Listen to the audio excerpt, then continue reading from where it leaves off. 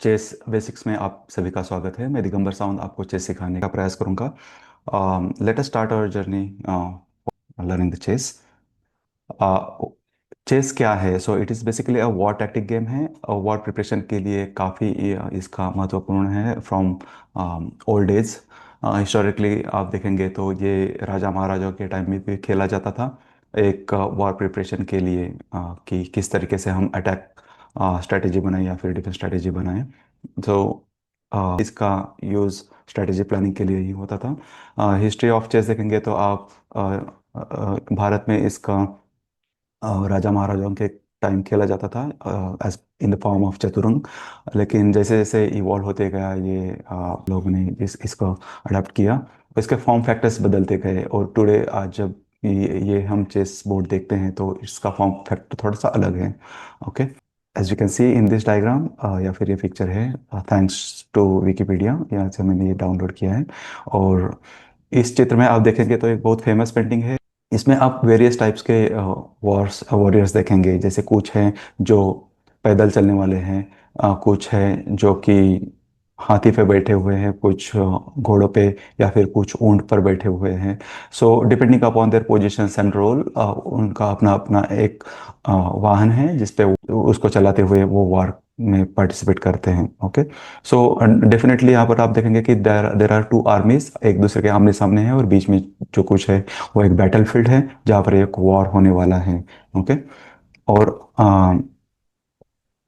यहाँ पर देखेंगे कि एक thanks to Google for forwarding this image, यहाँ पर एक वॉर प्लानिंग स्ट्रेटेजी बनाई जा रही है, कुछ रिप्रेजेंटेशन ऑफ आर्मीज। ओके, तो एक होम ग्राउंड है या फिर नेटिव आर्मी है और एक इनेमी आर्मी है, और एक रिप्रेजेंटेशन है कि लाइक 5,000 पैदल या फिर घोड़ेसवारों के साथ हम यहाँ से अटैक करेंगे, लेफ्ट से अटैक करेंगे।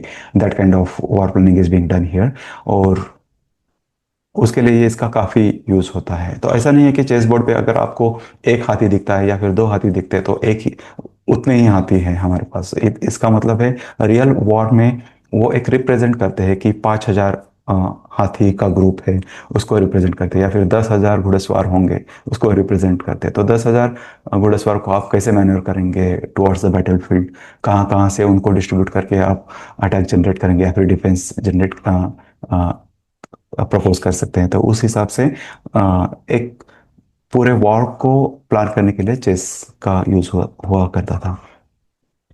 तो इसके बेनिफिट्स क्या है अगर आप ये खेलते हैं? तो इट्स अ माइंड गेम, तो आपका ब्रेन बहुत ही एक्टिव रहेगा, या फिर उसको मतलब इम्प्रूव करने के लिए आपको इसकी हेल्प होगी। देन आपके विजुअलाइजेशन इम्प्रूव होते हैं, आप स्टार्ट टू एंड कोई चीज़ विजुअलाइज कर सकते हैं। तो इसका प्लानिंग में कोई भी प्रोजेक्ट प्लानिंग हो या फिर रिसोर्स प्लानिंग हो तो उसके लिए आपको इसका बहुत ही हेल्प होगा। Future planning skills, as I said, कि आप हर एक रिसोर्स को प्लान करते करते करते आगे तक या फिर एंड तक कैसे उस या फिर ऑब्जेक्टिव को हासिल कर सकते हैं, इस तरीके का प्लानिंग के स्किल्स आपके डेवलप होते हैं इस चेस खेलने के कारण।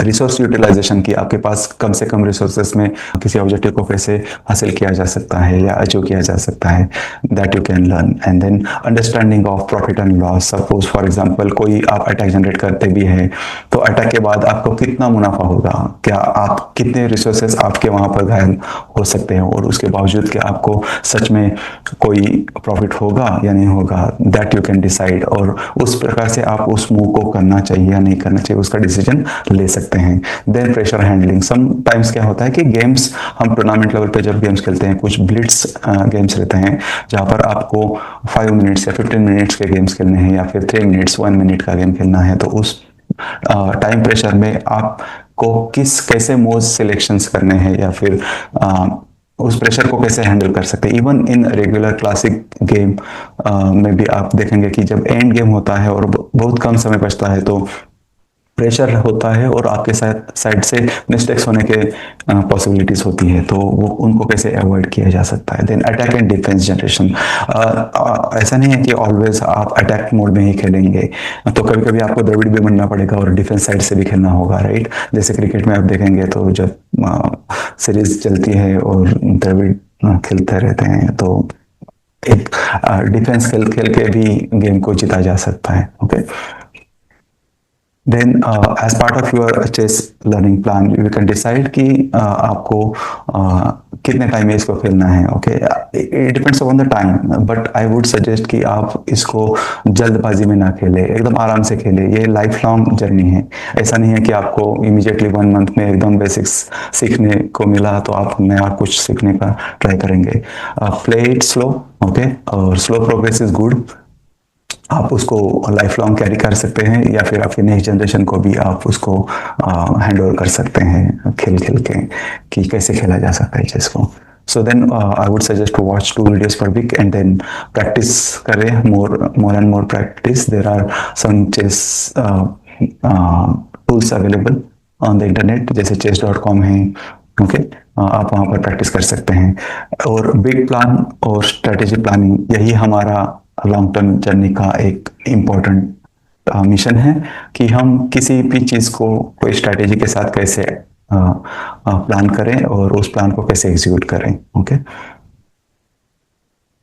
सो आज के लिए इतना काफ़ी है इंट्रोडक्शन के तौर पर, और मैं आप सभी को कॉन्ग्रेचुलेट करता हूँ कि आपकी चेस जर्नी शुरू हो गई है। Thank you.